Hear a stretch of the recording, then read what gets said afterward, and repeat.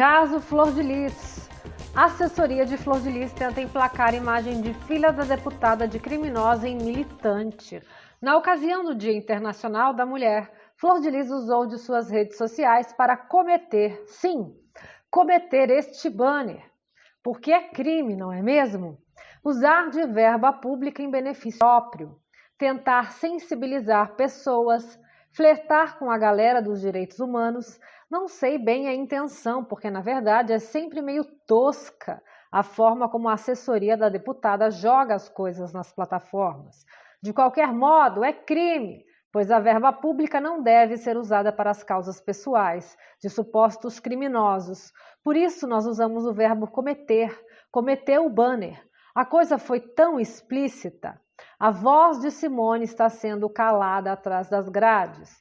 Esta é uma palhaçada chamada Brasil. Enquanto isso, o Arthur Lira continua lá, caladinho.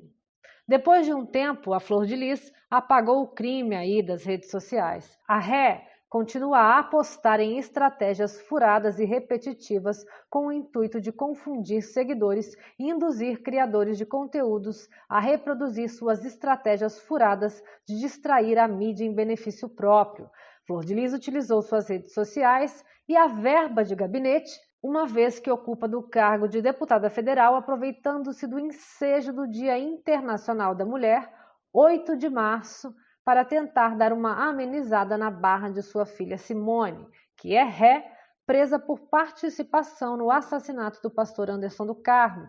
Simone e Flor de Lis tentam emplacar uma versão de abuso sexual por parte da vítima Anderson contra a ré Simone, que, porém, não caiu muito no convencimento do Ministério Público, que pediu na semana passada júri popular para ambas pelo homicídio triplamente qualificado do pastor Anderson do Carmo e também por outros crimes cometidos em relação ao caso Anderson do Carmo. Já que não convence a justiça, a deputada trava uma luta contra o tempo para aproveitar a verba de gabinete e o poder de influência política em benefício próprio, para ampliar seu séquito e tentar se garantir em sua vida religiosa visando o pior, para quando a vida pública não mais lhe apetecer.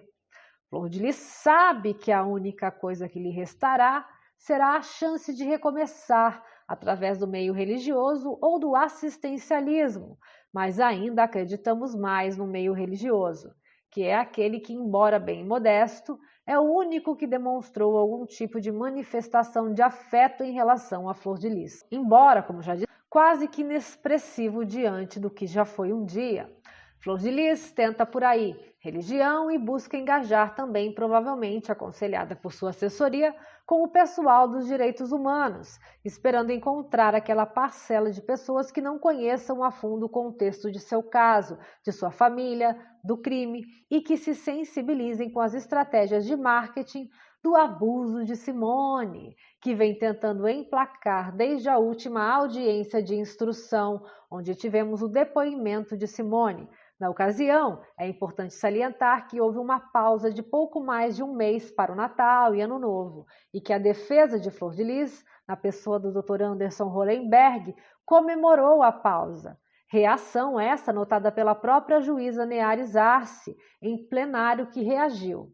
Hollenberg lidera, obviamente, os demais advogados dos réus tutelados por Flor de Lis, de seus filhos biológicos, dos filhos afetivos Marzi e André, e da neta Rayane, réus bancados por Flor de Lis, liderados pelo Dr. Hollenberg. No retorno das festividades, Simone chegou com esta versão dos fatos, do abuso cometido pela vítima em seu desfavor.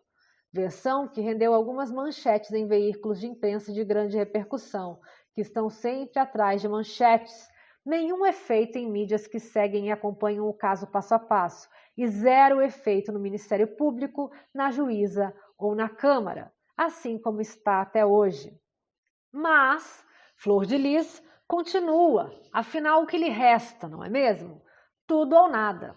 Tudo para ter algo em que se apoiar depois, fincar alguma raiz onde crescer novamente. Uma coisa é certa, se na cadeia estiver, ela não esmorecerá. Flor de Lis não é do tipo que esmorece. Lá na cadeia, ela criará um novo plano.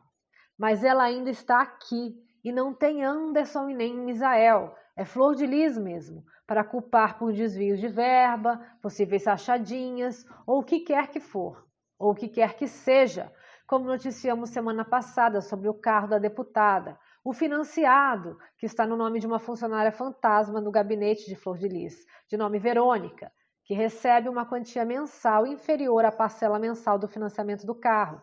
Ao que tudo indica, segundo fontes, as práticas de rachadinha supostamente continuam, ou melhor, nunca cessaram, e Flor de Lis estaria usando membros de sua igreja para tal prática. E, no entanto, Arthur Lira segue sentado em cima do pedido de afastamento da deputada, aquele que o desembargador Celso Ferreira Filho lhe deu 24 horas para se posicionar sobre. E até agora ele nada disse. Rabo preso? Que dúvida, senhores. O que mais faria um presidente da Câmara Federal não se posicionar sobre um caso de repercussão nacional, sendo pressionado por todos os lados? Inclusive, nós aqui na nossa humilde posição tentamos entrar em contato com o deputado pedindo posicionamento e nada, nenhum retorno, nenhuma resposta e nem dará, a menos que ele tenha consciência tranquila para tal, o que realmente não parece ser o caso. Enquanto isso, de um lado segue o povo e as autoridades, o YouTube e vez ou outra as emissoras de TV pressionando sobre o caso Flor de Lis. A Câmara caminhando com o processo de cassação e fazendo de conta que não vê o afastamento. Flor de Lis desesperada tentando distrair seu mísero público e tentando angariar novos possíveis seguidores no campo religioso ou agora criando essa questão do abuso da filha para sensibilizar as pessoas dos direitos humanos, flertando com a política.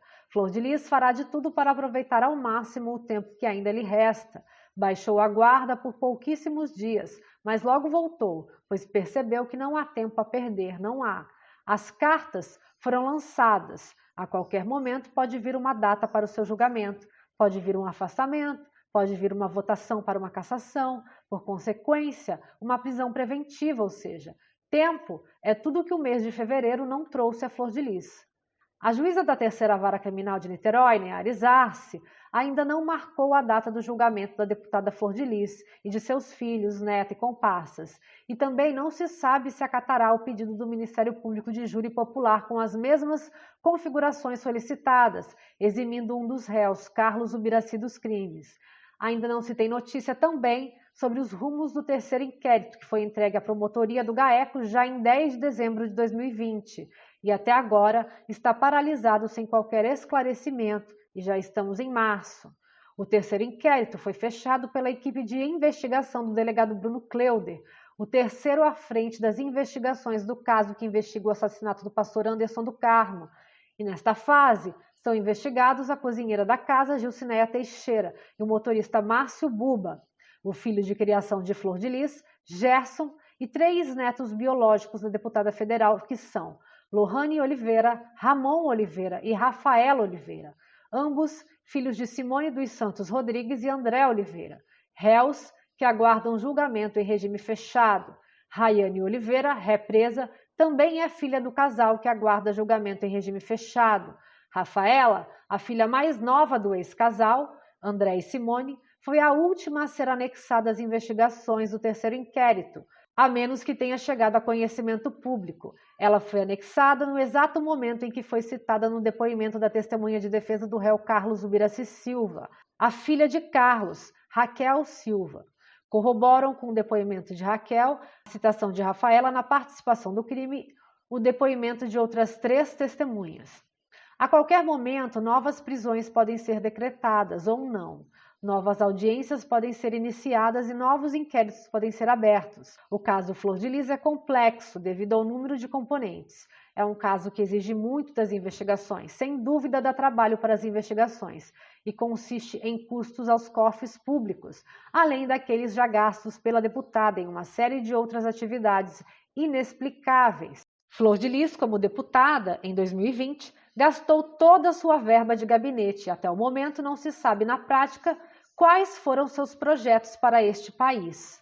É subjetiva a tal regra para a quebra de decoro. É mais fácil de entender qual conduta de Flor de Lis não quebrou o decoro. E continuamos nesta lenga-lenga. Até quando, senhores?